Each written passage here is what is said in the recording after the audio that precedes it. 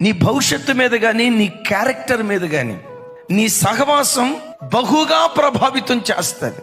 బియ్యం ఉన్నాయి, బియ్యాన్ని పసుపుతో కలిపితే ఆ బియ్యం అక్షింతలు అవుతాయి. అదే బియ్యాన్ని బొగ్గుతో కలిపితే చేతబడికి ఉపయోగిస్తారు. అదే బియ్యాన్ని బెల్లంతో కలిపితే పాయసం. నీవెవరితో కలుస్తావో నీ వ్యక్తిత్వం కూడా అలా మార్చబడుతుంది. వర్షపు నీళ్లు స్వచ్ఛమైనవి. ఈ వర్షపు నీళ్లు బురదలో పడ్డాయి అనుకోండి, స్వచ్ఛమైన నీళ్లు మురికైపోతాయి.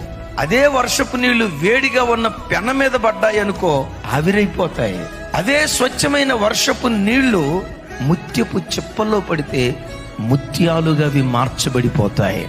దైవజనమా, నీ ఆధ్యాత్మిక జీవితం మీద నీ స్నేహం చాలా ప్రభావితం చూపిస్తుంది అని ఎరిగి నీ స్నేహాల విషయంలో యేసు నామములో Download ShareChat.